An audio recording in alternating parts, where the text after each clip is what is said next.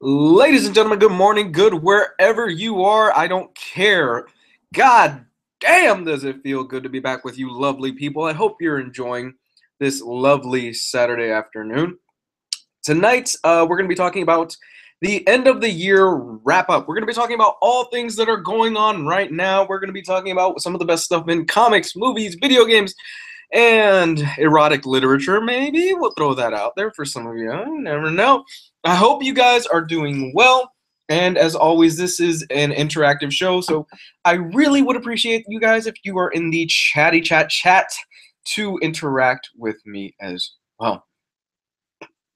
So without further ado, I hope that everyone is having a good Saturday night. Let me get a few things in order and let me get a little sip of iced tea. After all, I do live in the South, so that is customary for those of us that live in the South to drink some iced tea when we do just about everything. And sweet tea, by the way, sweet tea, none of that weak shit, nothing unsweetened. I can't do unsweet tea. I grew up in the South, so I need sweet tea. Just gonna go over certain things that I think are of the best of the year.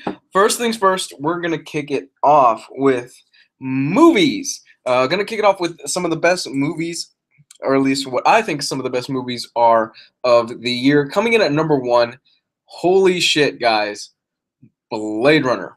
Blade Runner 2049, for me, hands down, was my favorite film of the year. Now, some of you out there might disagree with it. Some of you out there might say Star Wars The Last Jedi was your favorite film. And we're actually going to get into some of the Star Wars discussion a little bit later because there is a lot of very angry nerds right now in regards to Star Wars. Which is a damn shame because I actually personally thought Star Wars was a really solid film. I thought it was a fun movie. Is it flawed? Yes. Star Wars is very flawed. I guess before we kick things off, I could talk a little bit about Star Wars and what my initial thoughts were after The Last Jedi. I personally feel, my 2 cents, I know there's going to be a lynch mob out there, I personally feel that The Last Jedi is my favorite version of the Star Wars movie simply because, and I'm going to get downvotes like crazy because of this, simply because it takes the Star Wars formula, the things that we know, the things that we love, kind of subverts those things and flips them on a dime, changes things a lot, and it does a lot of different things with the Star Wars formula. We've had, God, almost, what is it? This was episode 8. We've had so many Star Wars movies that do the same thing over and over again. And really, The Last Jedi does a few things differently that I'm not going to get into here because of spoilers, and I am planning kind of like a little spoiler review and discussion later on. That this to me was a breath of fresh air. It was something that I was really looking forward to and something that I was extremely hyped about. And just hearing how different it was and how it changed the formula of Star Wars. Like, I hear some people complaining online, well, there's no real lightsaber fight in it. Yeah, that is very true. It is actually the first Star Wars film, when you think about it, that there is no lightsaber on lightsaber fight. That's about as much as I will get into spoilers, but overall, I really like The Last Jedi. Hell, I'm planning to use my Movie Pass. I'm going to abuse the shit out of Movie Pass, by the way, to go tomorrow morning to watch the movie. Again, bright and early tomorrow morning. And they have showings like 8 o'clock, 7 o'clock in the morning. It's getting ridiculous.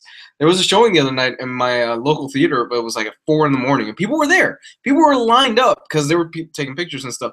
At 4 in the morning to go watch Star Wars. It is crazy. The fandom for Star Wars is nuts, to the point where it's almost toxic in certain areas. But yeah. So overall, Last Jedi, thought it was the best Star Wars film. I really enjoyed it. Thought it has its problems, like I've already said. It's got some pacing issues. And do we really need that Finn storyline? If you've seen it, you know what I'm talking about. There's a midway point where I'm watching the Finn storyline and I'm like, this is absolutely boring. I want nothing to do with this storyline. Let's get back to the good shit. Let's leave all this Finn stuff behind. I don't care what this character is doing. Finn's cool. I like him as a character. I just don't give a damn as to what he is doing for the overall story, and I don't see really how it affects and how it really ties into the overall plot, but then it eventually does come together, and yeah, good stuff. Jesse, say what? What's up, man? Just kind of rambling on Last Jedi right now. As far as the ending of Last Jedi, I liked it. I think it has one of the best Luke Skywalker moments ever. For those of you that have seen it, you'll know what I'm talking about. You know what I'm saying? You know. I personally feel it's got one of the best Luke Skywalker moments. I loved that ending and then the reveal and then everything that happens after that. It's so good. So good. Dylan, you really do owe it to yourself to check this out in IMAX. You owe it to yourself to see this in the biggest screen possible. I, unfortunately, because of MoviePass, got kind of screwed out of good seats because if you know how you do MoviePass, you have to show up that day to collect your ticket. So by the time, and they do reserve seating at my local theater. So by the time I actually showed up, no, I haven't talked any spoilers. By the time I actually showed up, I was sitting basically in the second row. Fortunately, it's reclining seats, but I'm staring at this, almost getting a kink in my neck. So I'm planning to go tomorrow morning, first thing in the morning, to watch it again. You have not seen the last two. You haven't seen The Force Awakens? Jesse, you haven't seen The Force Awakens? I would actually go watch Force Awakens because in a lot of ways, Force Awakens is a requirement and it sets up kind of the ground rules and everything that you need to know for this film. It really does. Like, you need to watch Force Awakens because so many things that they set up in Force Awakens pays off in this film. I was actually kind of surprised because I felt that this felt more like a conclusion to a trilogy than anything else. This felt like they could have ended the new trilogy here, and I would have been perfectly happy with how everything turned out. I don't know where J.J. Abrams can take the story after here.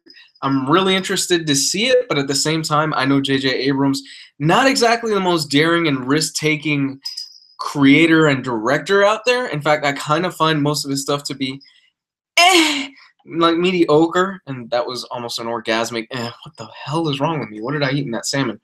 I kind of find him to be a bit of a mediocre director, so I can see why they want to bring back JJ, simply because they know they're going to get a safe film. They know they're going to get a film that they're not going to really take too many risks with a J.J. Abrams Star Wars film. We saw what his Star Wars film is in Force Awakens, and it wasn't bad. It was pretty good.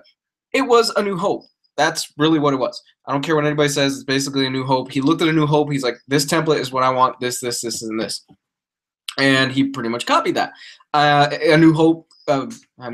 Force Awakens is still a good movie, not a terrible movie, but I really love the fact that with this new film, every time you think the story is going to go somewhere, it curves. It does like almost a 180, and they pull the rug right under you. And I really dug that. I really appreciate a director that is like, look, let's take a risk. Let's go somewhere differently. Let's introduce some cool stuff. So.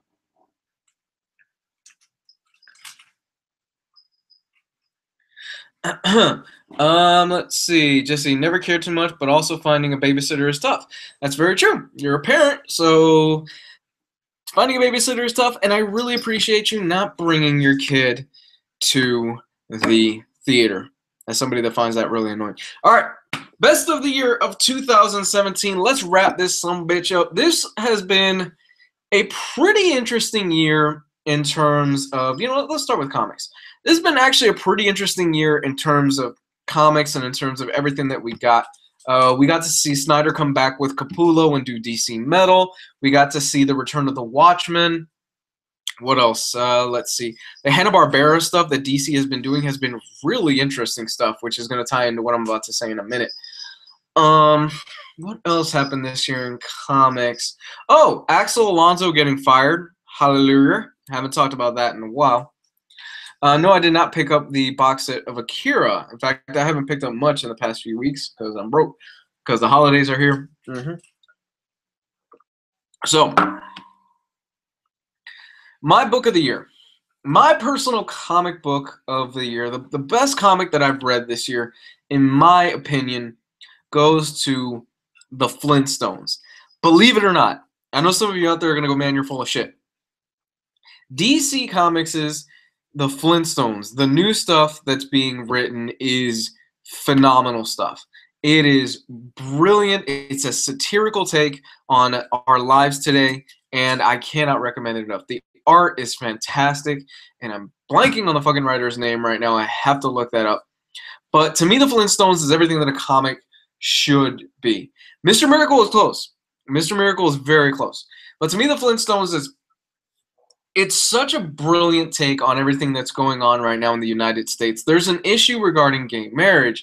There's an issue regarding PTSD. The whole where does Yabba Dabba Doo come from? The whole background of Bam Bam. They do so many great things in that comic that I was immediately blown away and I fell in love with it. And if you have not read the Flintstones, you honestly, you really owe it to yourself to pick up the first trade and see what I'm talking about.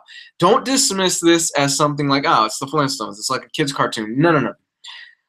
There's love for the classic Flintstones in this comic book series, but at the same time, there's a bit of an underlayer of darkness to it, and there's a bit of an underlayer of a satirical take on everything that's going on in the world today in the Flintstones comic. It's fantastic stuff. It's Mark Russell, if I'm not mistaken. Oh, Jesse, I didn't know your child was autistic. Okay, man.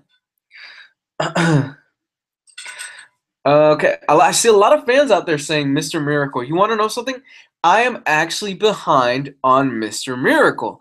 I've read the first issue. I loved the first issue, and I've heard it just gets better and better. But it was one of those things where I was like, this is so good, but I really want this in a collected edition. I really want to get like a big hardcover or a big trade paperback once the whole thing is done and just read it all in one fell swoop because I think it'll flow a lot better that way. That's how typically I like to read a lot of Tom King stuff. Omega Man, I read it that way. What was the other one? Sheriff of Babylon. I read it that way, and I thought Sheriff of Babylon was phenomenal. Vision, again, collected editions. I really think his work is one of those things where it lends itself a lot better to collected editions.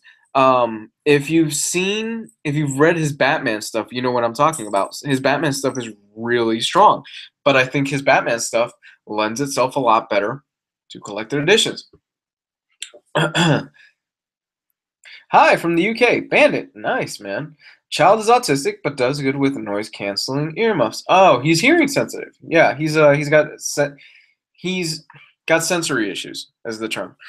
That's interesting. I've worked with a lot of kids that have sensory issues and things like that in the past. I actually have a new job where I don't work with autistic kids as much anymore. The runner-up from what I've read this year in terms of comic books, and this is actually really close. There were a lot of good things that I've read this year. There were a lot of great things that I've read this year, now looking back on it. And I'm going to have to go with the runner-up as being My Hero Academia, the manga series. I absolutely love My Hero Academia. When I was falling out of Marvel, and I was like, man, there's nothing at Marvel that is doing it for me anymore. Like, all this stuff is kind of mediocre. All this stuff, I'm not really feeling it. And it doesn't really, like, hit that childhood spot of, like, man, superheroes are awesome. You know, superheroes are really cool. I want to be that superhero. And I started hearing online, like, man, you got to check out My Hero Academia. You got to really read it. If you love superheroes, this is something that you have to read. And I picked up the first volume of My Hero, and immediately I was hooked. Immediately, to the point where the next day I said, you know what? I'm buying all the other volumes of My Hero that are out right now. And I ended up buying like the next 9 volumes in the span of 2 or 3 days. I read all of it in like, it was probably the span of about 3 days that I read the entirety of what was out in English. And I even took it a step further, and I'm all caught up because I've actually gone online, and yes, I did that thing. I had to read the rest of it, and I read the scans that people had put up and translated. It's so good. It's honestly so much fun, man. Yes, I'm including manga in this list simply because of the fact that manga are comics. They are a form of comics. They're just Japanese comics. But My Hero Academia is so, so good. Absolutely brilliant take on the superhero genre. If you have not read My Hero, I really do recommend you guys go out there and pick it up, and at least do yourself a favor and pick up the first trade. If the first not trade, the first volume, if the first volume really doesn't do it for you, then that's fine. It might not be for you. But in such a world that we have, so many comics that are cynical and so many people that are bitching about, Marvel comics and the social justice warrior thing and all this other stuff, it's good to just finally read a comic book that is just old school, straight up superheroics with fun characters, really inventive powers, and My Hero just it scratches that itch for me. It really does. Let me get a little bit of a sippy sip. I'm talking a lot today. Um, have I watched the anime? Yes, yes. In fact, I have watched the My Hero Academia anime. Uh, in fact, my favorite moment in anime this year is All Might going against Nobu. Fucking awesome! Oh my god, that was such a great moment. That even today, it's one of those moments where you watch it and you just go, ah! You just get chills. Like you get nerd chills thinking about it. Like All Might with that speech that he says where he's basically saying that I've taught, like, here's a new lesson. And he's also kind of saying it to Deku as well. And he knocks Nomu out of the oh, so great. Such a fucking great moment. And they animated that so well. And Chris Sabat, I believe, is the voice. He does the voice of Piccolo. He knocks it out of the park. My Hero is one of those things where people bitch and complain the sub versus dub war and stuff like that. The dub in My Hero is really good. It's really, really good in my personal opinion. I really enjoy the dub so much so that I will wait to watch the dub versus the sub. And I'm not usually a person that's like that. I actually really enjoy watching the sub traditionally over a dub. But My Hero is just one of those where they really did a good job. And also props, if you've read farther than what's out there, you'll know what when United States of Smash. Oh, so good. So good. I can't wait to see that next year. We actually just got the trailer for the next season. I think it was released yesterday. The next season I think comes out in April. So only a few more months. We just gotta wait a few more months and we get more of the villains in My Hero Academia. That's gonna be really fun stuff. Did I watch the Netflix Punisher series? Yes, I'm going to get into some of that stuff when we get into the best of TV. I'm still talking about the best of comics this year. Now, looking also back on the year, I'm going to throw in some books that they're not necessarily new, but they are new to me. This is a category where this is books that are new to me. This has been an interesting year for me because as the year went on, due to certain financial issues and certain things that ended up happening, this was a rough year financially speaking. My fiance, her father ended up in the hospital, and we had to pitch in for some things like that. Then we got into a car accident, and we had to pitch in money for that. And then just like we were trying to figure out how to move, and then there was a mix-up at my new job. So it was just a really bad year financially. So I had to sell off a lot of books, and I couldn't buy as much as I normally do. But one of the things that I started to really get into and really dive into was manga. This has been a year where I was really, really diving into a lot of manga for some reason. I just really got that itch. And perhaps the best new series to me, this is a new series to me, this doesn't mean this came out this year, it absolutely didn't, was Berserk.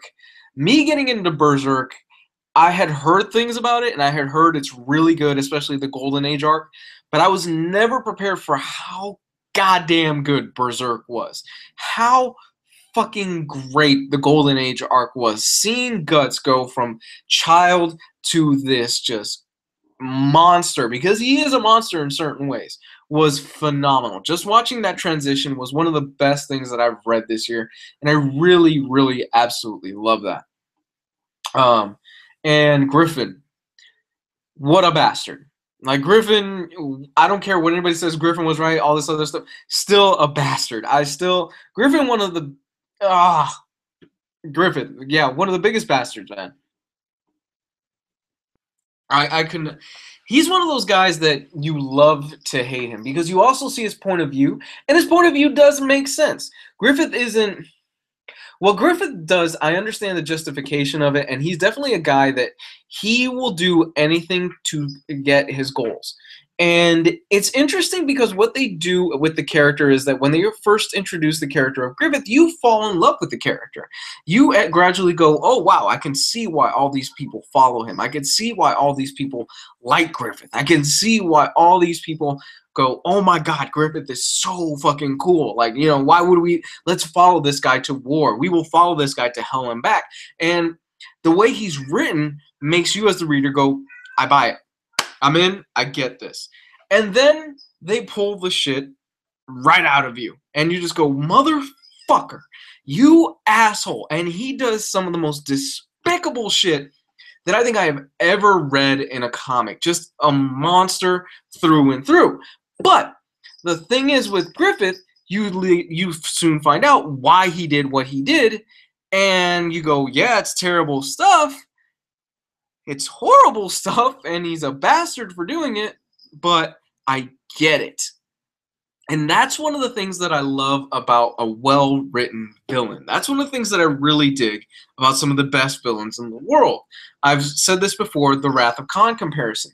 You get Khan. You understand why Khan wants to go and take revenge against Kirk because of all the shitty things that ended up happening to him because of Khan's actions, but he blames Kirk. You get him. You get him as a character, and you get why his motivation is what it is. I think there are too many villains out there that they get short-sighted and they're just like, it's shallow motivation and stuff like that. No, you get Griffith. You don't get him right away. You don't understand his motivation as a character, and I'm speaking in very broad strokes because I know some of you out there haven't read Berserk, and if you haven't, I really do urge you to read it if you have a strong stomach and you don't mind very gratuitous stuff. You understand where he comes from as a character, and that's what makes him such a great antagonist. Loved it, loved it, loved it, absolutely loved it. Runner-up for this category would probably have to go to Hunter x Hunter. Such a fun series. Hunter x Hunter is really great. You read the first few volumes, and it's pretty lighthearted, and then you start getting into the Chimera Ant arc, and you start getting into the other stuff that goes on in Hunter x Hunter, and you just go, wow, I was not expecting this. Like, it really catches you off guard because Hunter x Hunter starts off as like this childhood adventure, and then it turns into a tournament arc, and then it turns into an exam thing, and it just keeps constantly changing, and it keeps constantly evolving, and it keeps you on your toes as a manga. Absolutely loved Hunter x Hunter. Really cannot recommend that series enough for those of you that are out there. Next up, we are going to be talking about my favorite artist of the year. My favorite artist of the year has to go to Mitch Gerads in Mr. Miracle. Fuck, it's so good. I mean, I only read one volume, but what he does with that 9-panel structure, which it's not easy. That 9-panel structure, it is not easy to do that stuff. As a creator, you just got to give it to him. The pacing has to be on point. The drawings have to be on point. He's so, so good. He's such a great and creative and talented artist, and absolutely love his stuff. Mitch Gerads is one of those guys that from the moment that I saw his work in Sheriff of Babylon, I was like, oh, this guy's good. This guy's going to go somewhere. And seeing him take it another step further and seeing him kind of push himself as an artist in not Sheriff of Babylon, and Mr. Miracle really put him on another pedestal for me and really put him at another tier where the minute I see a Mitch Gerads book on the stands, I'm picking it up just for the art alone. He's really good. And like I said, if you have not picked up Sheriff of Babylon, I urge you, please pick it up. Not only that, but the guy's really fucking cool. I actually got to meet him at MegaCon a few months back in May, June. Jesus, it's been that long. And we struck up a conversation for a few minutes. Really super cool guy. Absolutely chill dude, down to earth. I've met a lot of creators and a lot of writers in the past that were kind of dicks, or you could honestly tell they really didn't want to be there, whether they were having a bad day or they really just didn't, really didn't care about any of it stuff. So I, I I really think that Mr. Gerard is one of those guys that give him a few years, his star is going to shine. And Mr. Miracle is that book that in a few years down the road, everybody's going to go, yeah, Mr. Gerard. That's where you start with his stuff, with Mr. Miracle. Somebody's saying, should I get volume 2 of the Amazing Spider-Man Omnibus? I'm assuming you were talking about the one with the Green Goblin on it. That depends. If you are interested in the stuff from the Stan Lee and John Romita Sr., not John Romita Jr., John Romita Sr. era, and you don't mind the dialogue, that old school Stan Lee dialogue, then that would be something that I would recommend you pick up. It's got a lot of classic stuff into it, and it's got a lot of introductory stuff that I think is really good for a lot of fans out there. Hi, comic friends. Been a while since I've been with you on a live. Happy almost New Year's. Happy almost New Year's to you as well.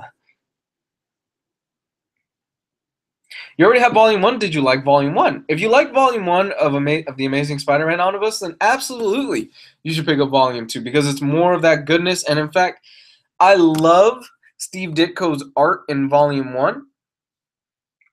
However, I think John Romita Sr., just my personal preference, somebody's going to go out there and go, oh, you fucking idiot, how could you say that? No, my personal preference, I think John Romita Sr. is a stronger artist, but I appreciate everything that Ditko did.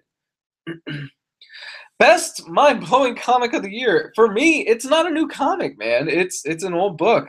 Like I said, I've read a lot of old stuff this year. It was Berserk. It was Berserk. There was so much good shit in Berserk that I just kept going, oh my god, I need to see what happens next page.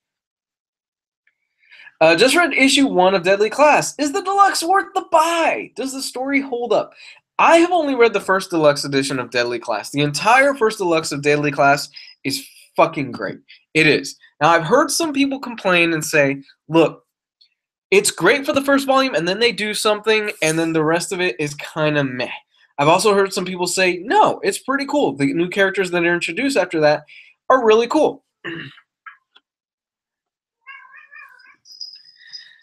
But yeah, Deadly Class is good, but after you read the first deluxe edition, I've heard a lot of fans say, kind of disappointed, really not what I was expecting to happen, and then they do something stupid. Haven't read that far, so I can't comment.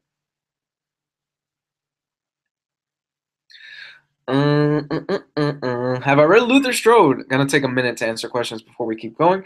Have I read Luther Strode? Luther Strode is fantastic. I read the first 2 trades, and there was a third trade that I never got to finish reading. I know the deluxe edition has come out, and the deluxe edition it's beautiful. I've seen pictures of it. It's huge. It's nice. It's fantastic, and I really recommend you pick it up. It's a really fun story. It doesn't pull any punches. It's very, very, very violent, and I recommend it to you.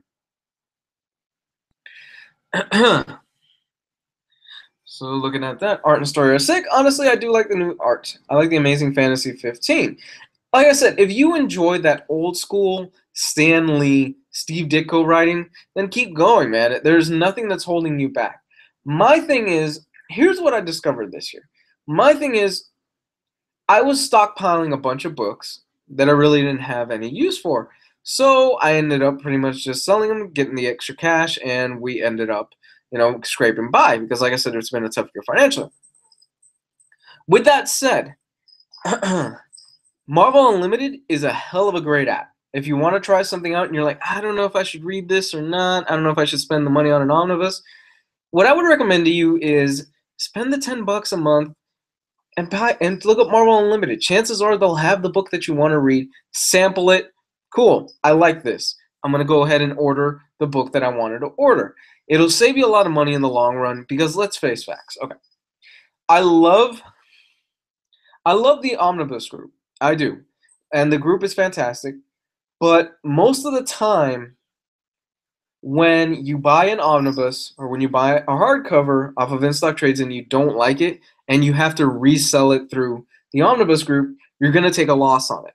Because that's just how the group is meant to be. You can't sell a thing over cover, and that's cool. But you're going to end up probably taking a loss on it. So why take that risk with that and just sample it for $10 on Marvel Unlimited? I can't tell you how many times I've seen people message me or how many times I've seen people go, yeah, this wasn't for me. So they post it in the omnibus group and they take it at a loss.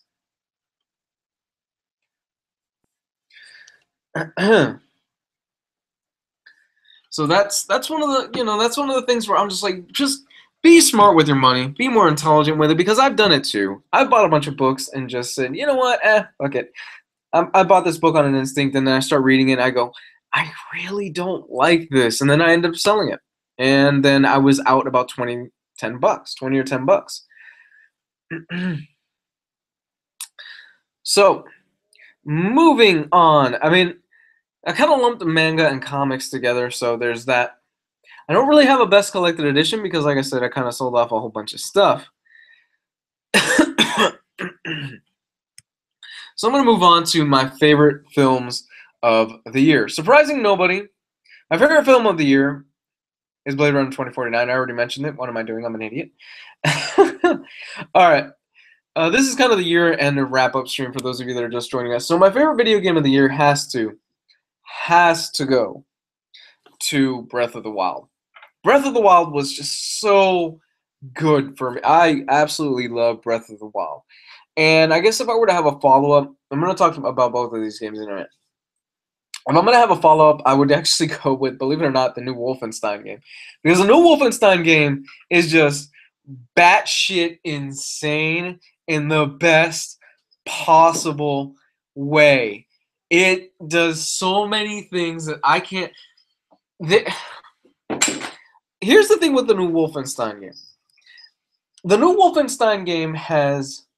And a lot of video games, they have that one or two moments where you go, man, that was a really cool fucking moment. That was really cool. The new Wolfenstein game has about 5 of those.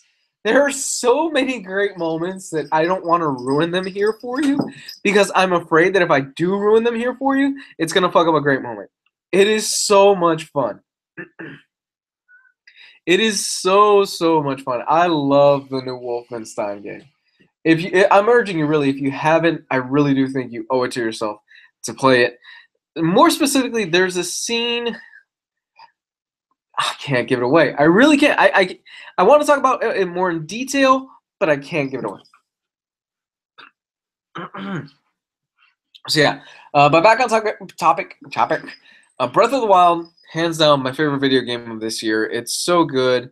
Back when the Switch was released earlier this year, I was really curious as to how the Nintendo Switch was going to do.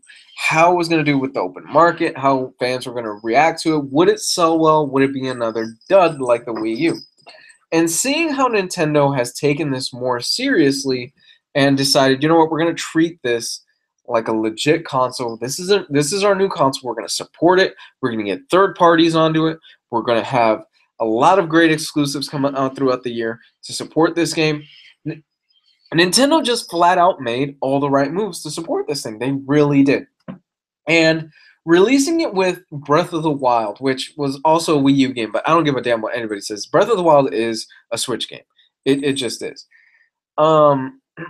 Releasing it with the Switch was just a brilliant move, and nobody saw coming what was in that game. Just the various amounts of mechanics that are involved in that game, just the various amounts of how everything interacts with each other, where you can set something on fire and then this affects the other thing, or where you could throw a rusty sword or a rusty shield at the octopus guys and they spit it back at you, or you could chop the tree down, you could go over the tree.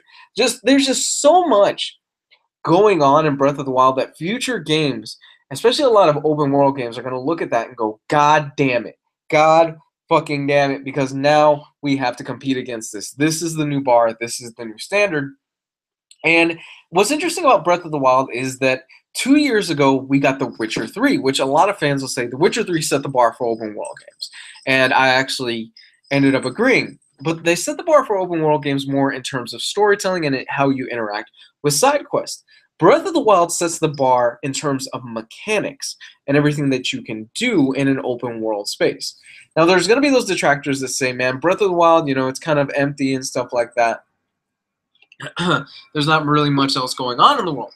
I disagree. There's a lot going on in the world, and to see everything that they did, and to see everything that Nintendo was able to put together was just a masterstroke of genius. I absolutely love Breath of the Wild. In fact, I ended up trading it in because, like I said, we needed the cash at the time.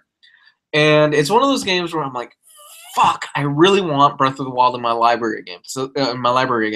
To the point where I'm like, a day or two away from just like selling a bunch of stuff, trading in a bunch of stuff, so I can go pick that up again and experience Breath of the Wild again. It's one of those games where it comes around every few years. You know, your Red Deads, your excuse me, your Super Mario 64s, your Ocarina of Times. It's one of those games where you don't get them that often, but there's something special about them, and it just raises the bar for everything else. And I'm really excited to see where that goes. Have I read The Death of the Stacys? I have not. I had Breath of the Wild on Wii coming on the day the Switch came out. Said screw it, got that, and Breath of the Wild in the line of the 6 people in the mall that morning. Was addicted so bad for months. I was the same way. So glad I got the Switch because I played it largely in my favorite spot in the house, next to my biggest window. Feels great on the handheld. It does. The Switch was something that I got to tell you, I was skeptical when they first announced it. I was like, this looks really cool. I'm not going to sure how the audience reaction is going to be to the Switch. We'll see. Will it bomb? I don't know. But the whole gimmick, not gimmick, I shouldn't say that. The whole concept of being able to go, pop, and you pull it out, fantastic, because we have one TV in the house. We live in a very small house. And sometimes my fiance will be like, I kind of want to play Skyrim, or I really want to watch this like cooking show or something like that. And I'm like, all right, no problem. And I just pop off the Switch. I could sit down, she can watch her thing, and I can play the game. Unless you're playing Xenoblade Chronicles 2, which apparently is a mess on portable mode. Still haven't gotten it. I've heard good things. But I really, really, really dig that little console, and it's become my go-to system for a lot of things. So that's pretty much what I'm thinking. Oh, TV. I had one more thing that I was going to talk about. TV. My favorite TV show this year. There was so much good TV this year. The thing is, we're living in an age where TV is just it's readily at our fingertips if you can afford it. And there's just so much good stuff going on with Mr. Robot, with Game of Thrones, with Walking Dead. I'm kidding about Walking Dead. With Westworld. Was Westworld this year? I think Westworld was this year. If it wasn't this year, it was last year. But we've got so many great things going on in terms of TV. It was really hard for me to choose what my favorite thing was this year in TV. And I gotta be completely honest, I'm gonna give it to a little Hulu series called The Handmaid's Tale. Fucking brilliant. Absolutely phenomenal. And if you have not watched The Handmaid's Tale, I really do urge you to go sit down and watch it. It's also one of the most fucking terrifying things that I think I've ever seen on television. It's so good. I absolutely love this series. Me and my fiance binged The Handmaid's Tale within the span of probably like three or 4 days. We binged the entire season, and we could not get enough of it. For those of you that have never seen The Handmaid's Tale, basically what ends up happening in The Handmaid's Tale is that this virus has broken out in this world, and women are almost infertile. There are certain women that can reproduce, that they can have kids, and these women have actually been basically sold off to the rich elite, and they are mainly used for breeding. It's a really, really dark story. It's, in a way, it's almost post-apocalyptic, and it flashes back to the events because you're following this one handmaid as she's dealing with living inside of this house and basically staying one step ahead of these people and trying to escape and trying to get her daughter back. It's so good.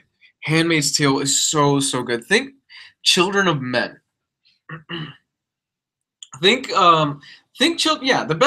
Most apt description would probably be Children of Men. If you've seen the movie Children of Men and you dug that, and you're like, man, that's a really cool movie. I kind of would like to see it as kind of a TV series. That's probably the best bet that I could throw out there as the most apt comparison. I loved Handmaid's Tale. It's my favorite thing that I saw this year, and I could not get enough of it. And I really do think you guys owe it to yourself to watch it if you haven't. A friend got me hooked on Penny Dreadful. Penny Dreadful is good. Penny Dreadful is a really fun series that I think was canceled excuse me, a bit too early. Um, I really dug Penny Dreadful for the little bit that I saw. I only sat down for like an hour and watched it, but it was a fun series. Okay, I know some of you are gonna want me to talk about Punisher. I love Punisher. Punisher was so good. Punisher was really good. It was really good, but it's not gonna be the honorable mention for me this year. The honorable mention for me this year would probably, and I'm kind of doing this off the cuff, would probably be Westworld. I really dug Westworld. I thought it was really great. And just there were so many little twists and turns and so many things that I didn't see coming. And it's one of those series where I could see myself go back a few years from now and go, man, I really want to watch Westworld. Before the new season comes out, I'm already planning to go back and watch it again. I've really enjoyed my time with it, and I really can't wait to see where they take the future of the series from after the end of that season. Plus, big ups to Ed Brubaker, man. Ed Brubaker, for those of you that don't know, writes amazing comic books. He's actually a writer on Westworld. So, really, really looking forward to the new season of Westworld. I can't wait. It's been such a damn good year of television. And in a year where, how can I put this? In a year where I enjoyed Game of Thrones, I really enjoyed Game of Thrones. I thought it was really good this year. I think overall it was the weakest season that they've had. It wasn't bad. It wasn't bad by any stretch of the imagination. We got a lot of cool scenes out of it. But I really think that it was the weakest season that we've had. And the problem that I had with with Game of Thrones is that they're coming up on a limited number of episodes. They know that their count is down, and they know they have to move the story along. They have to move it, move it, move it, move it. And the pacing was just bullet. It was just let's go next. We got to keep these things rolling. We gotta introduce this. We gotta introduce this. We gotta set up all the pieces for the finale. It felt like it was a bit rushed for my taste, and I really would have liked if they had just gotten at least 2 or 3 more episodes to flesh everything out. Yeah, season 5 of Game of Thrones is the worst one, but that's like saying that. But the thing is, season 5 it's the worst one, but it's still at the end of the day a damn good season of television. It's just not Game of Thrones good because we've come to expect a certain level of quality from Game of Thrones, and they kind of didn't hit that bar this year, and it happens. Every show has kind of their off season. Breaking Bad had season, which one was it? Oh, I believe it was season 2, where fans were like, you know what, this isn't as strong as a season as season 1, but it's setting up a lot of things. And it eventually paid off. So what I think, this is this is a setup season, guys. This is a season where they had to put all the pieces into play, and we're going to go from here, and we're going to get our finale. That said, there was a lot of bullshit that you had to excuse, mostly the fast traveling stuff. There was a lot of stuff where I was like, I'm not crazy about this. This really isn't doing anything for me. And these characters are just popping in and out of places like nowhere. And I went along with it. I bought it because, you kind of have to. But they really stretched that fast travel shit this season. They really stretched how much it could be. Brubaker's Kill or Be Killed is being worked up for TV. Yes, I loved Kill or Be Killed. Kill or Be Killed was so good. It was definitely one of those hit series that came out this year. I was like, man, this is so good. I need to pick up the second volume. I really dug the first volume, and I can't wait to keep reading it. I think it's not over yet, if I'm not mistaken. I think it's still ongoing, and I can't wait. I can't wait to read more Kill or Be Killed. I think that about does it in terms of the stuff that I really enjoyed. I mean, I guess if you want to get into music, the album that I really enjoyed the most this year was actually the Wu-Tang Clan's new album. I dug the hell out of that. I thought it was a really good album, and it was a return to form from the Wu. And I have been playing that on repeat quite a bit. The worst album for me this year was the Eminem album, the new one. That wasn't that good.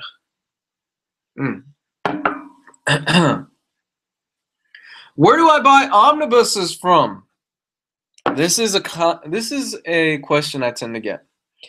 I am out of the game, as they say. I haven't bought an omnibus, dude, in almost a year. Um, Normally where I buy them is off of in-stock trades. I get most of my omnibuses off of in-stock trades when I was buying.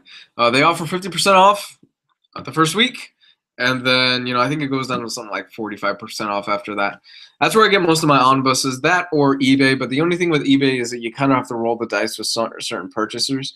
My biggest advice to you for somebody that is for somebody that is looking to start buying omnibuses and stuff like that is don't get it through Amazon. Just avoid Amazon, man. Avoid it altogether. You're gonna get some beat up packages. You're gonna get some beat up books. It's not worth it. You're a hardworking person and you work for your money, so you want the best that you can get for your money. And if you go through Amazon for books like that, mm, you know, not really the best thing. How's going digital been for you? I love it. I honestly love it. I don't plan on really going back to picking up hardcovers like I did before, like omnibuses and stuff like that. I just don't.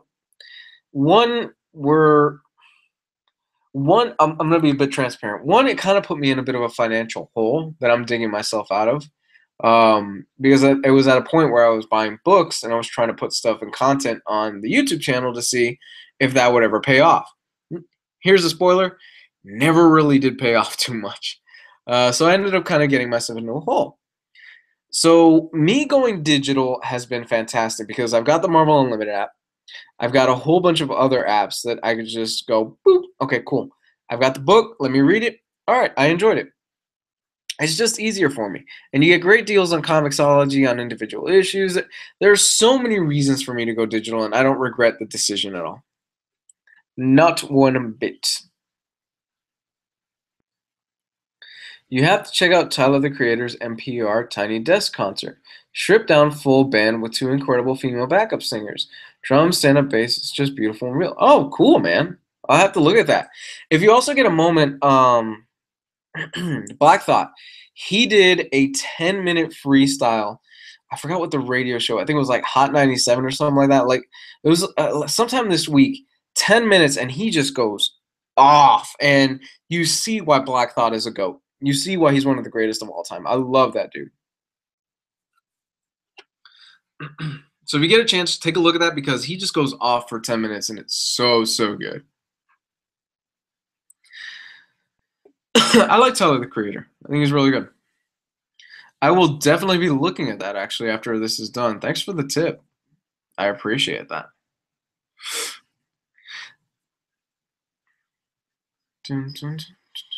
Do I listen to Brookhampton? I have no clue who that is, but I will definitely be looking into that after this live stream is over. This has been an interesting year, though, also for comic book news. With the announcement that Axel Alonso is leaving, and is being replaced by CB Zabolski, I think is the guy's name, who he for some time went under a pen name of somebody who was Asian, because it was like a manga book or something. It was like a manga, and he, if you know anything about CB, he's American, he's white, and he went under the pen name of somebody who was Japanese because he was writing a manga, and it sold well.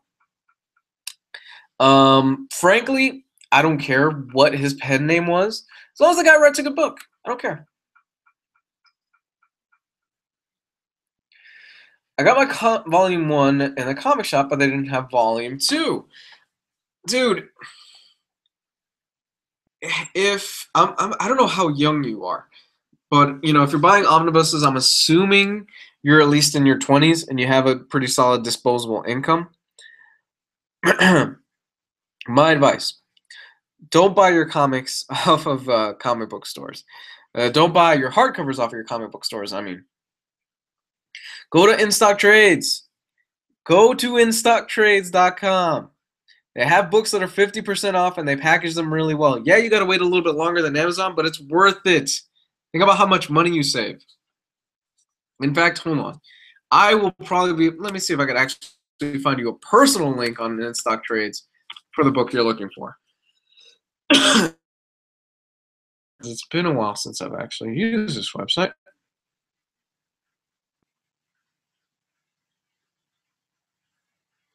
Bum, bum, bum, bum. Come on. Come on, InStock Trades. Don't let me down. There it is. Amazing Spider Omnibus. Let's see what we got. We got volume 3. Is volume 2 out of print again? It might be. That could explain why you probably can't find it.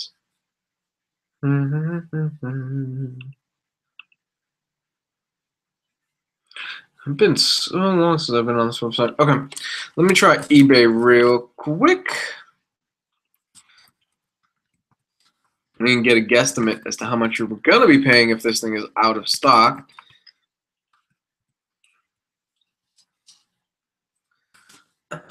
Let's see what they got.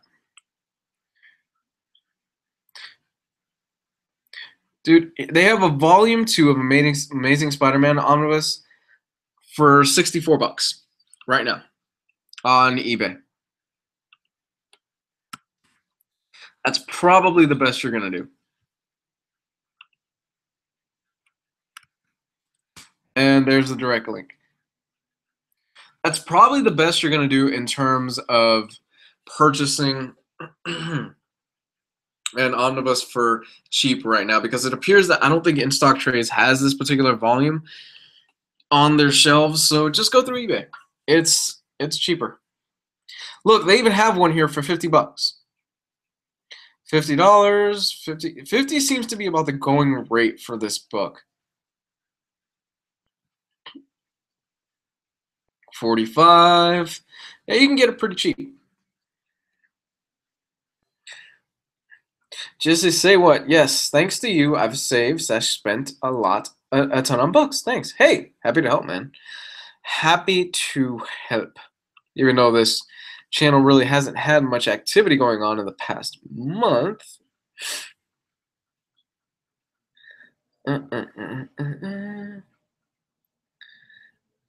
Yeah, the reason I haven't had much activity on this channel in the past month is I've started a new job. And this new job takes a lot out of me. It takes a lot of my spare time, but I'm happier with it. I'm definitely a lot happier of a person with this new job, and I'm enjoying this new job a lot more than my old job. God, it's more paperwork, less stress. So as a person that I was looking for a change in my life, and I was trying to better myself and try to move up a little bit more, this is the perfect opportunity for me. Thanks to you, we have Omnibros. Yeah, we do. Thank you for recognizing that. I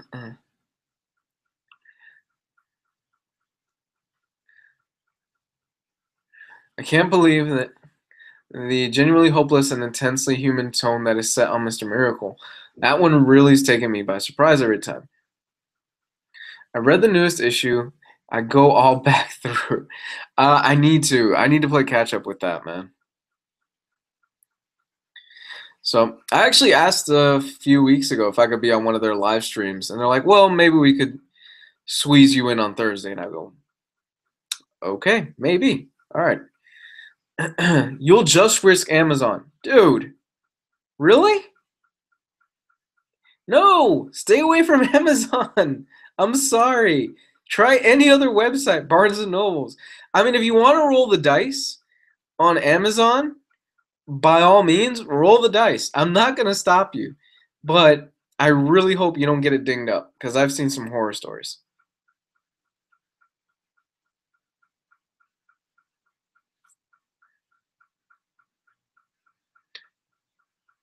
Yeah, Amazon is terrible with books. Amazon is just no on books. Avoid Amazon for books. Unless unless it's trades, like trade paperbacks and small stuff like that, and trade paperbacks and small stuff like that, you shouldn't really have a problem. I actually prefer to buy my manga off of Amazon because chances are it's not going to show up too dinged up because of the way manga is and the fact that they use cheap paper and things like that. So I really don't mind it too much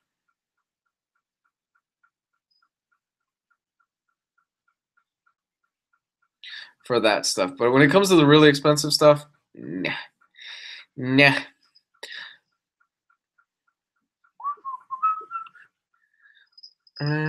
Okay, guys, I actually am going to go ahead and end this. Got a lot of things to take care of, and as always, I appreciate you guys. Thank you for hanging out with me for at least, what was this, an hour? Hour and a half of me rambling? Something like that. Yeah, it's close to about an hour, I think, right? Yeah. Thanks for staying with me and rambling. And no, don't buy your books off of Amazon.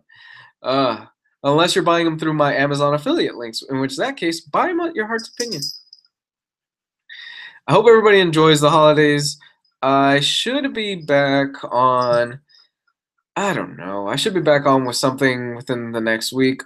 Like I said, don't really expect too much work, like in terms of like really fancy videos, because, you know, this new job's taking a lot out of me. So I had about an hour and a half to kill tonight. So I was like, let me get on the old live stream for a bit. I will see you all later. See you all later. So have a good one, guys. Bye.